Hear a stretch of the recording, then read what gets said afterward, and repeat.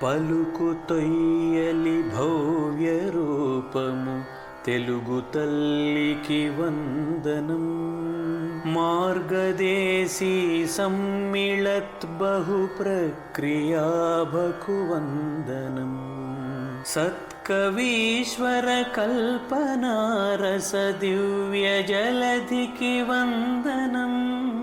భావనా ప్రియ హృత్సరస్సు విహారి హంసికి వందనం. భావనా ప్రియ హృత్సరస్సు విహారి హంసికి వందనం. భావనా ప్రియ హృత్సరస్సు విహారి హంసికి వందనం.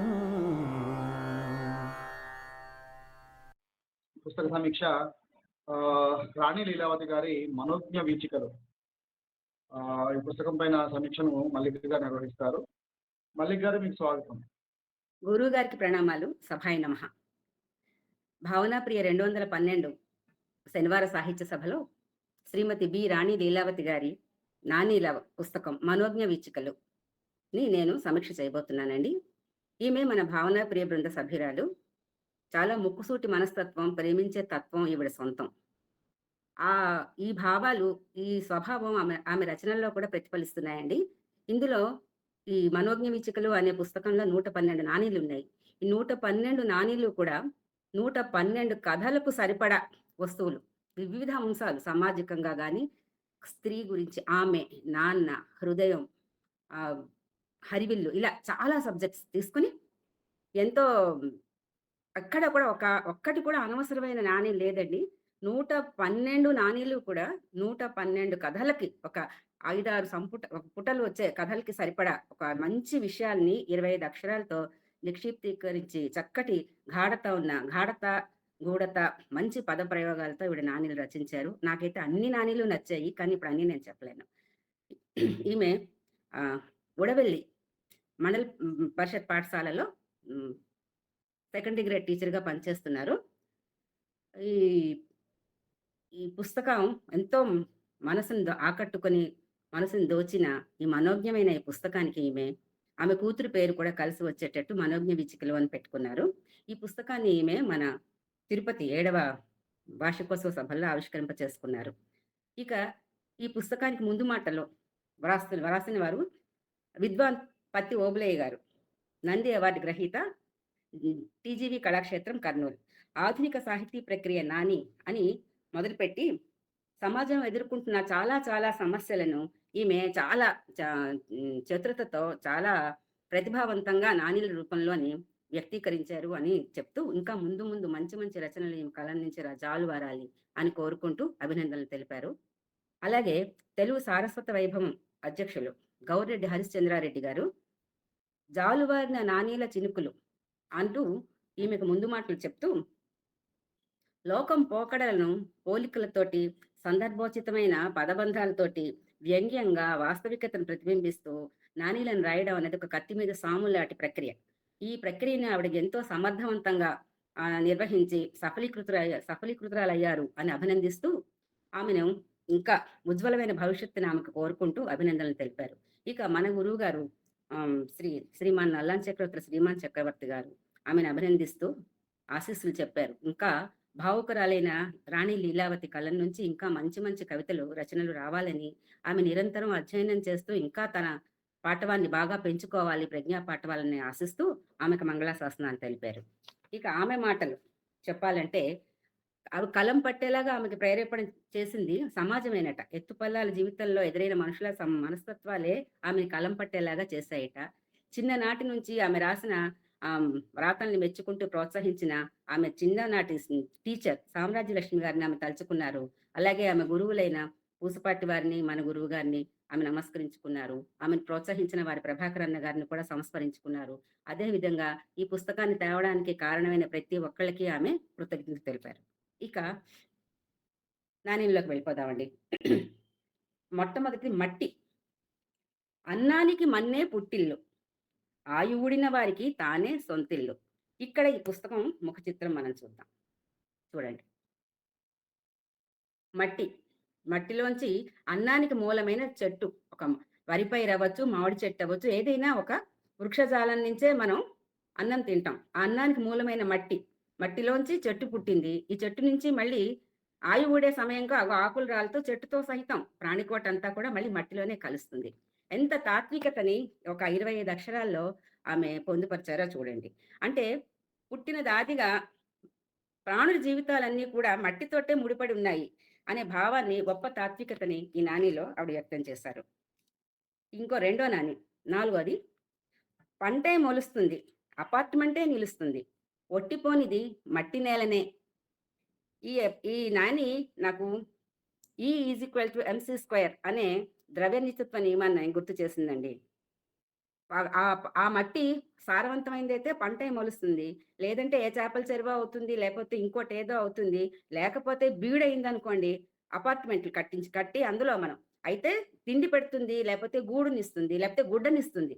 మట్టి మాత్రం మనిషికి ఏ రూపంగానైనా సరే ఉపయోగపడుతూ మనిషిని ఎప్పుడు చేరదీసుకుంటూనే ఉంటుందండి. ఇది మట్టి నిత్యత్వ నియమం అనిపించింది నాకు. ఈ నాని చాలా బాగా నచ్చింది నాకు. తర్వాత హరివిల్లు. హరివిల్లు మీద నాణేలు రాశారావిడ. ఒకటి చెప్తున్నాను. వాన కురిసినప్పుడు నింగిలో, కన్నీరు పన్నీరైనప్పుడు మదిలో. ఇది జీవితంలో బాధ్యతలను గాని, లేకపోతే బంధాలతో గాని ప్రయాణిస్తున్న ప్రతి మానవుడు అనుభవించే ఒక ఉద్వేగభరితమైన సన్నివేశం అండి. ఒక హ్మ్, విపరీతమైన బాధ ఆ బాధ తీరిపోతూ మనకు ఆనంద క్షణాలు వస్తున్నాయి అనే సమయంలో ఈ బాధ, ఆనందం కలగలిపి మనసులో విరిసే ఇంద్రధనస్సు ప్రతి వాళ్ళకి అనుభవిక వైద్యమే అయి ఉంటుంది. జీవితాన్ని నడుపుతున్న ప్రతి వాళ్ళకి కూడా. అంత ఆ భావాన్ని ఎంత ఆహ్, కవితాత్మకంగా ఈమె వ్యక్తీకరించారో చూడండి. చాలా నచ్చింది నాకు ఈ నాని. తర్వాత హద్దు. నీ హద్దు ఇది అని నేను గీయలేను. నా హద్దెప్పుడు నీ కంటి కొసల చూపే.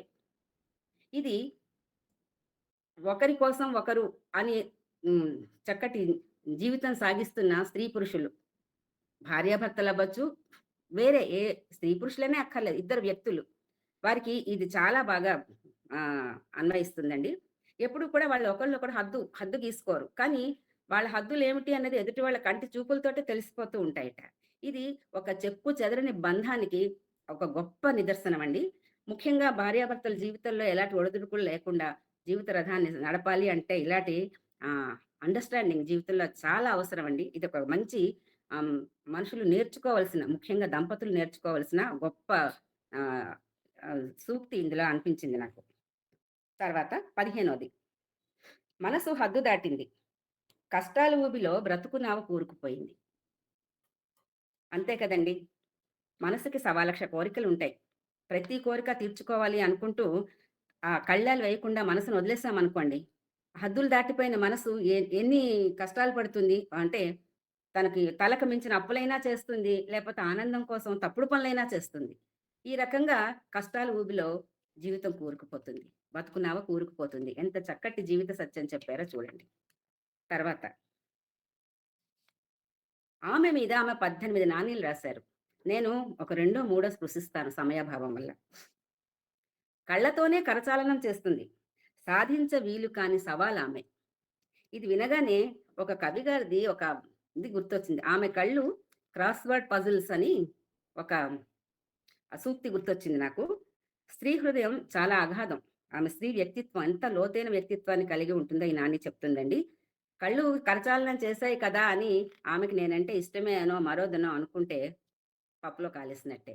అలాగే తన హృదయంలో ఉన్న ప్రతి భావాన్ని ఆమె హృదయంలోనే ఉంచుకుంటుంది. కళ్ళు మాత్రం ఎప్పుడు నవ్వుతూనే ఉంటాయి. ఎదుటి మనిషిని ప్రేమగా పలకరిస్తూనే ఉంటాయి. ఇది స్త్రీ తాలూకా గూఢమైన ఒక పనికొచ్చే, అంటే ఒక బంధాన్ని నిలుపడానికి పనికొచ్చే ఒక విశిష్టమైన వ్యక్తిత్వం, స్త్రీకి మాత్రమే సొంతమైన వ్యక్తిత్వం అండి. ఈ నానిలో అది ఆవిడ చెప్పారు. తర్వాత 24వ నాని. ఆమె గాయానికి నేనే కారణమైన నా గాయానికి మందు ఆమె. స్త్రీ క్షమాగుణాన్ని ఈ నానిలో ఆమె ఉటంకించారండి. ముఖ్యంగా మనం చుట్టుపక్కల చూస్తూ ఉంటాం. తాగుబోతు వ్యక్తులు అనుకోండి ఎగ్జాంపుల్‌కి. తాగేసొచ్చి భార్యని మానసికంగా, శారీరకంగా కూడా గాయపరుస్తాడు. అన్నీ చేసి నానా బాధ పెట్టేసి ఆ మనిషి ఒంటి మీద తెలివి లేకుండా పడిపోతాడు. నన్నిన్ని మాటలు అన్నాడు కదా అని ఆమె ఊరుకోదే. ఆ మనిషిని శుభ్రం చేస్తుంది, తిండి తినిపిస్తుంది, బట్టలేస్తుంది, దెబ్బలు దెబ్బలు తగిలితే దెబ్బలు కట్టుకడుతుంది, పడుకోబెడుతుంది. ఎవరైనా అడిగారనుకో, "ఏమ్మా అదేంటి నిన్ను ఇంతవరకు తిట్టాడు కదా! అలా చేసావంటే," "వాడు తాగితేనండి, లేపోతే చాలా మంచోడు మా మామ" అంటారు. స్త్రీ స క్షమాగుణానికి ఇది పరాకాష్ట అండి. అంత చక్కటి నాని. ఆమె గాయానికి నేనే కారణం గానీ, నా గాయానికి మందు ఆమె. ఇది ఇది తాగుబోతు వాళ్ళనే కాదండి. మామూలుగా నోటు దురుసున్న ఏ మనిషి దగ్గరైనా స్త్రీ ఇలాగే ప్రవర్తిస్తుంది. తనతో సంబంధం ఉన్న వ్యక్తులతో. తర్వాత కాలంతోనే పరుగు. ఓటమిని ఓడించిన పరుగుల రాణి ఆమె. 28వ నాని. నిజమే కదండీ! సూర్యుడు ఉదయించక ముందే లేస్తుంది. కాలంతో పరుగులు పెడుతూనే ఉంటుంది. పని మనిషి రాపోతే పని చేసుకుంటుంది. పని మనిషి వస్తే ఆమెతో పని చేయిస్తుంది. తన పనులు చేసుకుంటుంది. బ్రేక్‌ఫాస్ట్ తయారు చేస్తుంది. భోజనం తయారు చేస్తుంది. భర్తను తయారు చేస్తుంది. బిడ్డలను తయారు చేస్తుంది. ఇంట్లో పెద్దవాళ్ళు ఉంటే వాళ్ళకంతా అమర్చి పెడుతుంది. అన్నీ అమర్చి పెడుతూ తను సమయానికి ముందుగానే తను పని చేస్తున్న ప్రదేశానికో, లేకపోతే తనకు నిర్దేశించిన పనికో వెళ్ళిపోతుంది. మరి కాలాన్ని ఓడించిన పరుగుల రాణియే కదండీ ఆమె. స్త్రీ యొక్క మల్టీ టాస్కింగ్ నేచర్ ఆమెకే సొంతం. ఇది ఇక్కడ చాలా చక్కగా ఆవిడ వ్యక్తీకరించారు. ఈ మంచి అభివ్యక్తి నచ్చింది నాకు. తర్వాత ఇది చాలా హైలైట్ అండి. 34 అనుబంధాల బందికన. ఆమె ఇష్టంగా కోరుకునే నజరానా. ప్రపంచం అంతా కూడా భారతీయ కుటుంబ వ్యవస్థ వైపు చాలా ఆశ్చర్యంగా, ఎంతో అభినందనకరంగా చూస్తుంది, అభినందిస్తూ చూస్తుంది అనడానికి కారణం స్త్రీ యొక్క ఈ మనస్తత్వం అండి. అక్క, నా అత్త, నా మామ, నా తల్లి, నా చెల్లి, నా భర్త, నా బిడ్డలు, నా వదిన, నా అనే ఒక అనుబంధాన్ని ఏర్పరచుకొని కావాలనే ఆమె ఆ బందిఖానాలో బందీగా ఉండడానికి ఇష్టపడుతుందట. అలా కాకుండా తను స్వేచ్ఛ కోరుకుంటే ఎవరు ఆవిడ బందిఖానాలో పట్టి ఉంచలేరండి. ఇప్పుడు చూసారా ఈ మధ్య ఇది జరుగుతోంది. స్త్రీ స్వేచ్ఛ కోరుకుంటూ ఈ బందిఖానాన్ని బద్దలు చేసుకుందుకు ప్రయత్నిస్తోంది. భారతీయ కుటుంబ వ్యవస్థ బీటలు వారిపోతోంది. మన కుటుంబ వ్యవస్థ పటిష్టంగా ఉండాలంటే కారణం స్త్రీ యొక్క అనుబంధాల్ని ఆస్వాదించే గుణం. ఆ గుణం ఆవిడలో ఇంకా పెంపొందించేటట్టుగా మనం కూడా ప్రవర్తిద్దాం. తర్వాత మనసు మీద నానీలు రాశారు. ఒకటి చెప్తాను. పంజరంలో చిలుక అనుకున్న చీకటిని తరిమిన చిరుదివ్య మనసు. మనసు అన్నది లోపల ఎక్కడో గుండెలో ఉండే ఒక అవయవమో, ఇంకేదో ధమనియో, సిరో కాదండి. బాధల్లో ఓదార్పుని, కష్టాల్లో ఉపాయాన్ని, చీకట్లో చిరుదివ్వగా అందిస్తూ మనకే తోడ్పాటు చేసుకునే ఒక మానసిక స్థైర్యం అండి. ఈ మానసిక స్థైర్యాన్ని అలవర్చుకొని స్వయం సిద్ధలుగా జీవితాన్ని ముందుకు సాగించాలి. అప్పుడే ఆ మనసు మనకి చీకట్లో చిరుదివ్వగా కనబడుతుంది. ఎంత మంచి నాని ఇది కూడా. తర్వాత మౌనం. మౌనం అనే నాని ఆవిడ చెప్పారండి. ఈ మౌనం అనే నాని సంతోష గుమ్మం తోరణాలు వాడాయి. ముడివడిన బంధం విడివడిందని. ఒక బంధం ఏర్పరిచాక అది ఏ రకంగానైనా స్వయంకృతమే అవ్వచ్చు, విధివశాత్తు అనే గాని విడిపోయిందనుకోండి. ఆ బాధ ఆ మనసుకే కాదు, ఆ గుమ్మానికి, ఆ లోగిలికి, ఆ ముంగిలికి, ఆ మొత్తం కుటుంబానికి కూడా అసలు అంటే విడవలేని బాధ అవుతుందండి. అంటే తీరలేని బాధ అవుతుంది. ఎడబాటులో ఉన్న బాధని ఈవిడ చాలా కవితాత్మకంగా గుమ్మానికి కట్టిన తోరణం వాడిపోతుంది. సంతోషం అనే తోరణం విడిపోయిన గుమ్మంకి కట్టిన తోరణం, సంతోషం అనే తోరణం వాడిపోతుంది అని చాలా కవితాత్మకంగా చెప్పారండి. తర్వాత ఇది చాలా హైలైట్ అండి. ఆపదలు మిన్నంటాయి. కొడగట్టిన ధైర్యం వేకువై మొలిచింది. 46వ నాని. ఇది వింటే ఇది నాని చూస్తే నాకు ఒక పాట గుర్తొచ్చింది. ఒక 2 లైన్లు పాడతాను. కరిమబ్బులు ముసిరే వేళ మెరుపు తీగే వెలుగు, కారు చీకటి కమ్మే వేళ వేగు చుక్కే వెలుగు, ఏ తోడు లేని నాడు నీ నీడే నీకు తోడు, జగమంతా దగా చేసిన చిగురంత ఆశను చూడు అని ఆరుద్ర గారు రాస్తారు. ఈ చిగురంత ఆశని మనం చూడగలిసిన రోజు, ఆకాశం అంత చీకటిగా మనని మూసుకున్న కష్టాలన్నీ కూడా ఈ ఆశ అనే ఒక చిన్న ఆశను చూడగలిగితే అది ఒక వేకువగై మనని ముందుకు నడిపిస్తుందండి. చాలా ఆశావహమైన భావం. ఆశాభావాన్ని ఎప్పుడూ జీవితంలో వదలొద్దు అని చెప్పే ఒక గొప్ప నాని అండి. ఇది ప్రతి వ్యక్తి జీవితంలో పాటించవలసిన విషయం. నాకు చాలా నచ్చింది. 49వ నాని. ఓడిన గుండె వ్యధ ఎంతంటే, తడి ఇంకిన కన్నీటి చుక్క బరువంత. అసలు ఈ నానీలో ఎంత బరువుందండి? నేనసలు తూచలేకపోతున్నాను. చాలా బరువైన నాని. గుండె ఓడిపోయినప్పుడు ఆ గుండెలో ఉన్న బాధ, ఆ బరువు దించుకోవాలంటే కన్నీరు బయటికి రావాలి. ఆ కన్నీరు ఎండిపోయిందనుకోండి, ఆ గుండె బరువు అలాగే ఉండిపోతుంది కదా! ఈ కన్నీరు రూపంలో ఆ బాధ బయటకొస్తున్న కొద్దీ, ఈ కన్నీరు తులసి దళంలాగా ఆ బాధను తేలిక చేసేస్తూ ఉంటుందనమాట. ఈ ఇంత గొప్ప లోతైన భావాన్ని ఈ 25 అక్షరాల్లో ఎంత బాగా ఆమె పొదిగారో నాకైతే చాలా నచ్చింది. తర్వాత 60వ నాని. అవసరాలు, స్వార్థాలు బంధాలతో ఒక్కటయ్యాయి. బాధ్యతే ఒంటరిదయింది. బంధాలన్నీ కూడా వ్యాపార సంబంధాలుగా మారిపోయాయి ఈరోజు. ప్రతి బంధం వివాహ బంధమే కాదు, ఏ బంధమైనా సరే వ్యాపార సంబంధాలయిపోయాయి. ఆర్థిక సంబంధాలు ముఖ్యంగా అయిపోయినప్పుడు, అలాంటి సంబంధాల్లో బాధ్యతకి ఎక్కడ జాగా ఉండదు. అందువల్లనే ఆ బాధ్యతలన్నీ ఎక్కడుంటున్నాయి? అనాథాశ్రమంలోనో, వృద్ధాశ్రమంలోనో, బేబీ కేర్ సెంటర్‌లకో వెళ్ళిపోతున్నాయండి. ఈనాటి సామాజిక స్థితికి అద్దం పడుతోంది ఈ నాని. తర్వాత 63. కోట్ల సంపదలెన్నైనా తూగలేవు. అమ్మ కొంగంచున ముడేసిన ప్రేమకు. ఇది నిజంగా ప్రతి వ్యక్తి ఒక్కసారి ఇలా వెనక్కి చూసి మన బాల్యాన్ని చూసుకుంటాం కదండీ! ఎంత మంచి నాని ఇది. అమ్మ చెంగుని పట్టుకొని ఇంటికి కొత్త వాళ్ళొచ్చినా, అమ్మకి తనకేదో సమస్యొచ్చినా, ఏ భావం, భావోద్వేగాలన్నీ అమ్మ వెనకాల చేరి, అమ్మ చీర చెంగుని మడత పెడుతూ, ముడివేస్తూ అమ్మకి మెల్లిగా చెప్పుకుంటూ, అమ్మ దగ్గర స స స్వాంతన పొందని ఏ ఏ మనిషైనా సమాజంలో కనబడ్డండి. అందులో గొప్ప, బీద తేడావే లేదు. అందుకే కదా అంటారు, ఢిల్లీకి రాజైన అమ్మకి బిడ్డే అని. ఎంత పెద్దవాళ్ళైనా తల్లి ఒడిలో ఒదిగి ఆ పైట చెంగుతో మొహం కప్పుకుంటే బాధలన్నీ తీరిపోతాయని అనుకుంటారు కదా! చాలా గొప్ప నాని అండి. తర్వాత 72వ నాని. అమ్మతనం అమ్ముడు పోతుందని పువ్వులు రేయిని చేదరించుకున్నాయి. ఎంత గాఢమైన నాని అండి ఇది. కడుపు కక్కుర్తుకో, బిడ్డల్ని పోషించుకుందుకో, మరి దేనికో అమ్మతనాన్ని తాకట్టు పెట్టుకుంటోందట. అమ్మేసుకుంటోంది ఆవిడ. ఎప్పుడు అమ్మేసుకోగలుగుతుంది? చీకటి పడ్డప్పుడు తలలో పువ్వులు పెట్టుకొని తన్ను కొనుక్కునే వాళ్ళ దగ్గరికి వెళ్లి తను అమ్ముకుంటుంది.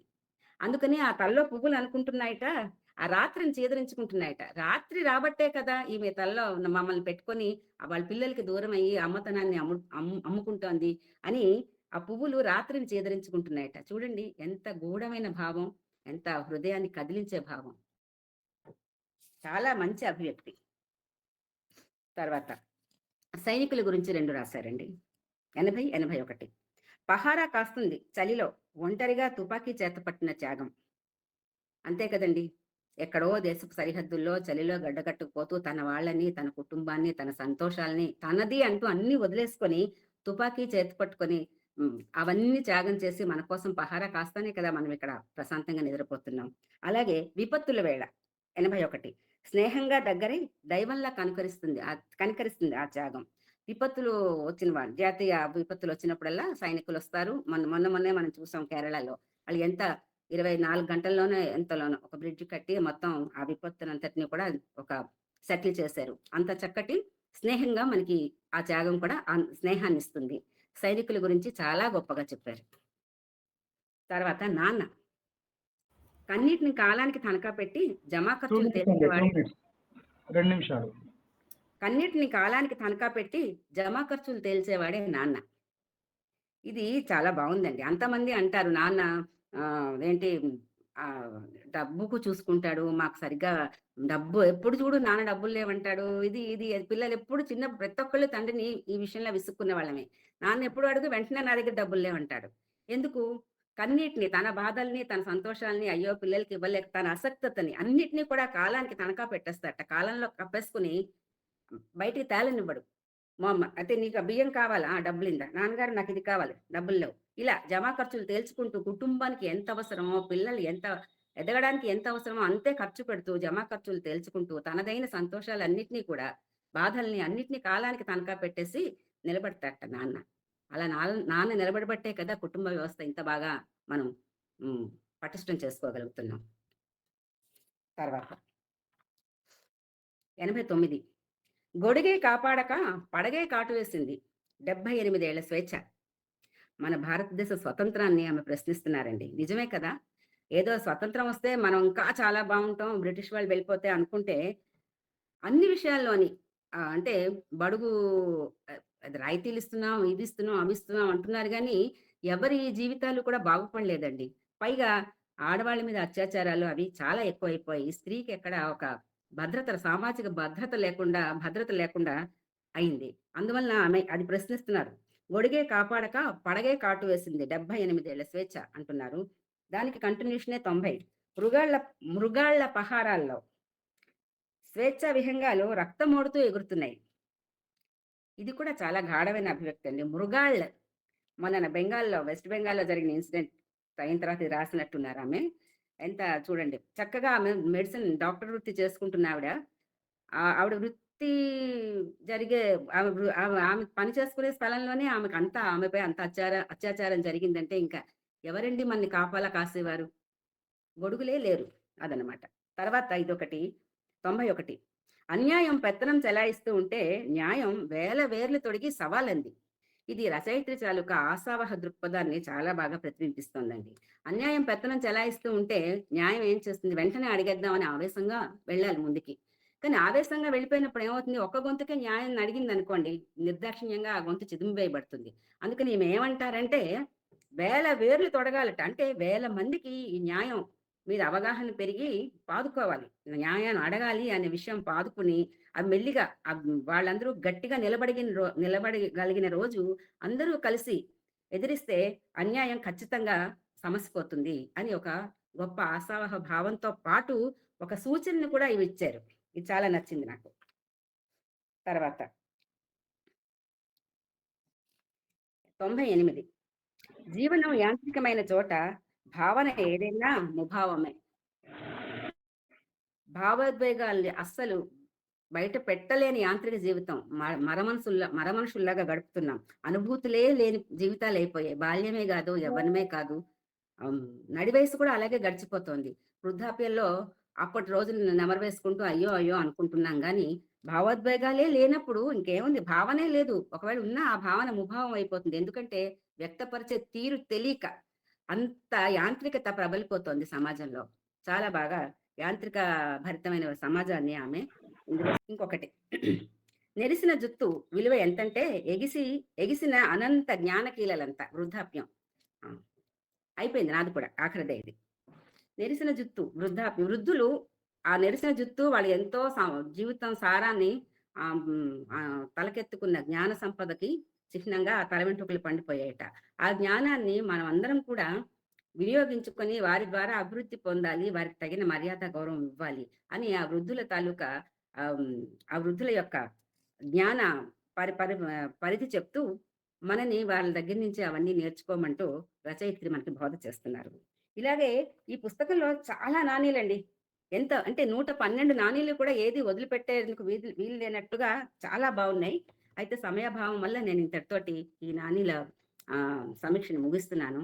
రాణి లీలావతి గారు ఇంత మంచి నాణీలు రాసి దాన్ని నేను సమీక్ష చేసే అవకాశం నాకు దొరికినందుకు నేను చాలా చాలా చాలా సంతోషిస్తున్నాను. నాకు అవకాశం ఇచ్చిన భావనాప్రియ కార్యనిర్వాహక వర్గ బృందానికి, గురువు గారికి కృతజ్ఞతలు చెప్పుకుంటూ స్వస్తి. ధన్యవాదాలు మేడం. పలుకు తొయ్యలి భవ్య రూపము తెలుగు తల్లికి వందనం. మార్గదేశీ సమ్మిళత్ బహు ప్రక్రియా భకు వందనం. సత్కవీశ్వర కల్పనారస దివ్య జలధికి వందనం. భావనా ప్రియ హృత్సరసు విహారి హంసికి వందనం. భావనా ప్రియ హృత్సరస్సు విహారి హంసికి వందనం. భావనా ప్రియ హృత్సరస్సు విహారి హంసికి వందనం.